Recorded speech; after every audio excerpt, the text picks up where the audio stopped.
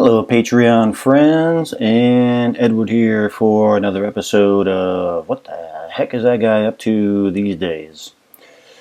And it's back again to the exploration of the process. My passion, my life's work.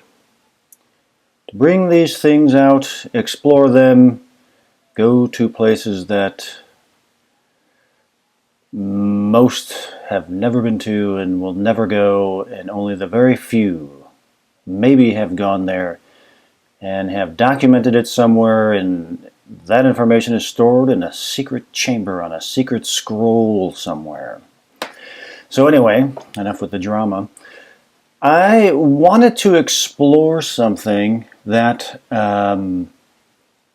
piqued my curiosity as I was rereading again Ingo Swann's great book, Natural ESP, Guide to Natural ESP. Phenomenal book. And there's a sentence in there that I read and reread a few dozen times because it just struck me so curiously, where he was talking about how the ESP core, and we'll just leave that where it is, has the ability to construct and process psychic information. Well, that's a great sentence. Wow, that's a wonderful idea. But what does it mean, construct and process? What does it mean, construct? What is he talking about? Construct? Well, that's a great sentence, but what do you mean by that? What part of the brain constructs psychic information? How does it work? What part of the brain processes that stuff? That sentence, you could write 10 novels on that sentence alone, because there's so much there that needs to be defined and explained. What part of the brain is going to be active when the input is acquired, and what part of the brain constructs it and processes it so that our awareness, above threshold awareness, can comprehend it. So I took the idea into a session. I'm blind to the target, of course. All I'm using the target for only is to stimulate the part of my brain that is constructing and processing psychic information. That's how I work this. I get inspired by what they say, but they don't define it in any way, so I have to go and find it, explore it. This was the target. I was blind to the target. A couple of robots, kind of cute, kind of cool. All I'm looking for in this session is some level of confirmation via the quality of the input that I have acquired something real. That's the only purpose of this target. I just want to make sure that I've acquired. Once I've acquired it, then I can go do the more interesting stuff. This isn't interesting to me. So let's see what happened, and then we'll kind of go through what I had to research after I did this session. Test. Experiment UU01. This experiment is to first acquire and experience the input. Confirm that I have acquired the input. And then to explore the areas of my brain that might possibly take the input through a construction phase and processing phase. And I want to find and experience the part of my brain specifically that could or would possibly. Could I be a little more indirect? Take the input into some form of a construction process. To construct the input. I'm stimulating my brainstem with Construct the input. flipping the pin. UU01. And my thalamus. Yeah, I feel something. Something. I'm feeling something. First, impression-wise, is something curved. Curved. Like that. That felt good. There's something there that feels really, really curved. That's good. That felt good. It had the it had the feel of that something real had been acquired. I like that. I feel that acquisition has taken place. Yes. Let's see if there's anything in my nervous system to confirm and or add to that. So now I'm going to a different part to get at some additional quote-unquote target contact. So I'm going to go in and access my nervous system to see what other pieces of information can move up into the area of the brain that I am currently out to find. And then I'll go looking for this. UU01. Ooh. That was probably one of my favorite ideograms I've ever made, right there. It had the quality, everything. When I'm surprised by an ideogram, I know that it's something real. And there's the ideogram that represents the actual target itself. And we'll go into what some of that stuff means.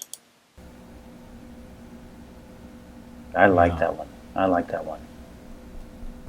Yeah. Okay. I'm satisfied there. Okay. All right. I'm gonna take that. Now, the part of my brain. Gotta find it.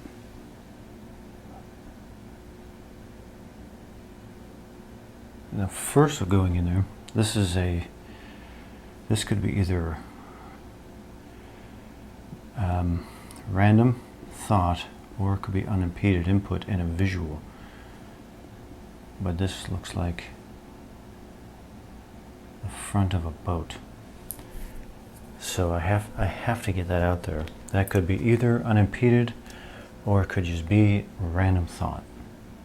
Could be some shape, like here, maybe something relative to the what's actually there, but the visual went through my creative center and turned it into a ship. That's why I had to get it out there. I didn't know if it was a random thought or if it was unimpeded input. Unimpeded input meaning a straight, clear visual of the actual site or the actual location. And I wasn't sure about it, so I just had to get it out of my head.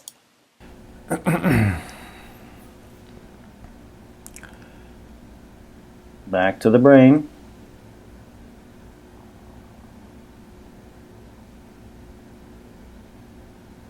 Okay, the part of my brain, UU01. UU01. It's in there. Gotta find it.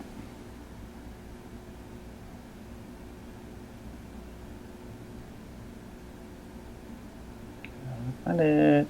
This does not feel brainstem. Right.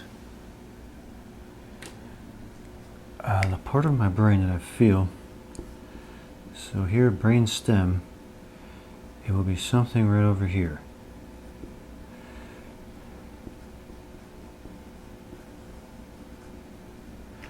A part of my brain here.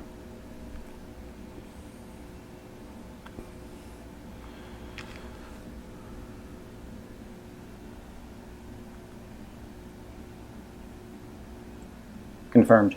Some kind of, yeah, I'm getting this word of ganglia. Confirmed as well.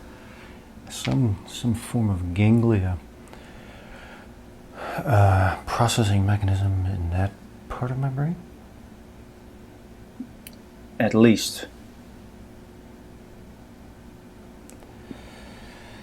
Okay, that's interesting. It was very. Bring UU01. UU01. Back to it.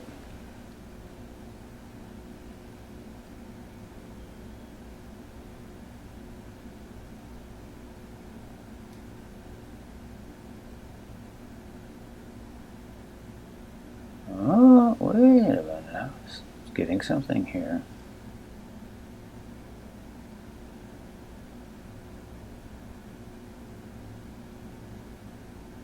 Oh, there's something. I am seeing like this. I'm seeing more than one. There's the other one. Like the ideogram. Yeah, just like the ideogram. So this is good enough for me. After the session, I got my feedback. I was completely blind to the target. After that, I go and get the feedback, and I can see that my sensations and my aesthetics were correct. That something real had been acquired. I don't need all the details about this. All I need is a representation. All I need to know is that there is an input that has been acquired. Then I can go and do the more interesting stuff. So I'm satisfied with this. Let's stimulate my nervous system again. UU01. Back to the nervous system. UU01. No. UU01. UU01. No. UU01. Those were thinking was going on in those. Takes a lot of practice to figure out between the two. Between a real stimulus coming through the nervous system and one that is just based on thoughts. Random thought of craft. I had to put it under the random thought or unimpeded. Don't know where it is. Don't know where it came from. Came out of nowhere. The part of my brain that constructs the input.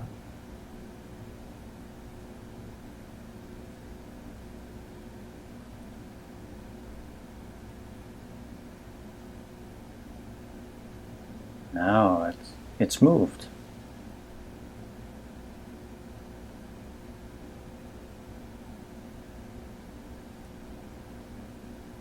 I'm looking around in the area and it's moved to another part of my brain.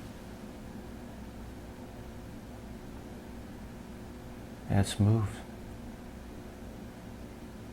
It's moved to a different part of my brain. Where? Oh, I gotta go looking around.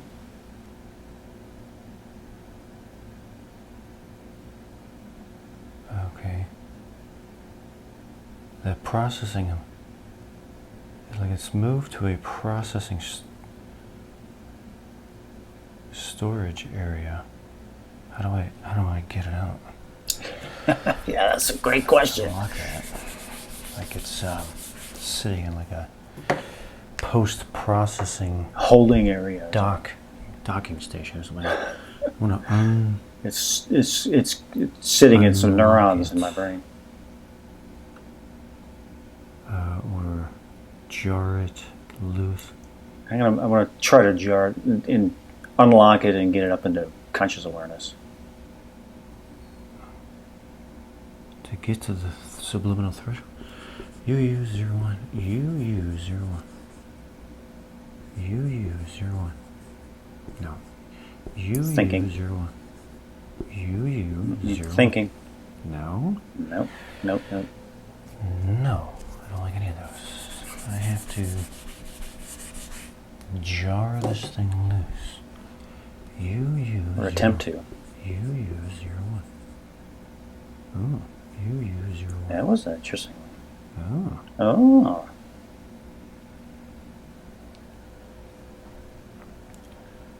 That's interesting, because that reminds me of like a Tibetan symbol or something like that. That's an interpretation of this. Yeah. I wonder what that symbol is. I have to look it up. Maybe it means It's artificial an light. interpretation of the ideogram. That's pretty much it. I'm satisfied Close here. threshold.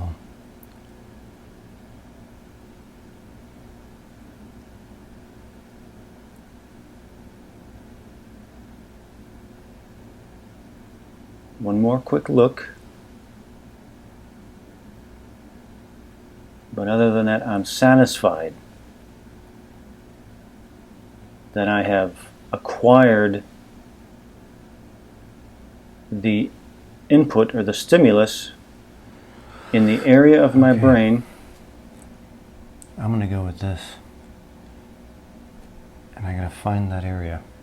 Now I got to go do the research. Okay, so now then I had to go do the research. Okay, well, what part of the brain is over in that area? And what I looked up, what I found, oh boy, I'm gonna get everything all, was the hippocampus, right here, right in the area that I was feeling.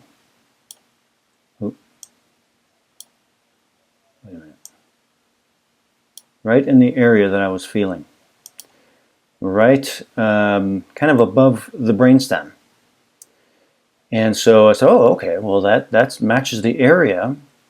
So what are some of the characteristics of the hippocampus that would relate to the notion of constructing perceptual impressions of a location? Well, the hippocampus is, or its role, or here's an explanation of the hippocampus's role in spatial memory and navigation. Studies on freely moving mice and rats have shown many hippocampal neurons to act as place cells. That was interesting. Another part of the experience where I felt like the input was in a storage area that cluster in place fields, and we'll go into that too. And these fire bursts of action potentials. Oh, look at that. Oh, action potentials. When the animal passes through a particular location, this place-related neural activity in the hippocampus has also been reported in monkeys moving around a room whilst in a restraining chair, da-da-da-da-da. Okay, so that is good on that. So then we take a look at place cells. Place cells. And we go here. Ooh, let me read that. A place cell is a kind of pyramidal neuron within the hippocampus that becomes active when an animal enters a particular place in its environment, which is known as the place field. Place cells are thought collectively to act as a cognitive representation of a specific location in space, known as cognitive map. Cognitive map. Really? Well, what is a place field? Place cells fire in a specific region of an environment, known as place field. Place fields are roughly analogous to receptive fields of sensory neurons, in that the firing region corresponds to a region of sensory information in the environment. And these the area here that they're showing that fires up matches the area that I was experiencing right here. What's a cognitive map, though? A cognitive map, sometimes called, but should not be confused with, a mental map or a mental model, is a type of mental representation which serves an individual to acquire code, store, recall, and decode information about the relative location and attributes of phenomena in their everyday or metaphorical spatial environments. Now, ganglia. I mentioned ganglia in here, and I found the basal ganglia here. And it is connected to the hippocampus right here. The basal ganglia. Here again they talk about the hippocampus and its cognitive mapping. So the ganglia, the basal ganglia, works with the hippocampus as well. Control of movements, learning, habit, cognition, and emotion. So those things work together. So that was, I was in the correct area of the brain as well to try to answer the question of where in the brain, as Ingo mentioned, but maybe he didn't know, or it wasn't his job maybe, to really define what that means. That somewhere in the brain, as the input is acquired, a part of the brain that constructs the quote-unquote psychic information, or the input, or the stimulus, and processes it in this area right here. Well, that's it for this one. The exploration is never-ending as I continue to map the brain, my own brain, using remote viewing, using blind targets to stimulate the areas of my brain so that I can experience and map what parts of my brain are stimulated by the input, where the stimulus goes to as it continues to unfold and makes its way up to, through, and above the threshold of awareness. So I hope you find that interesting, and many more to come.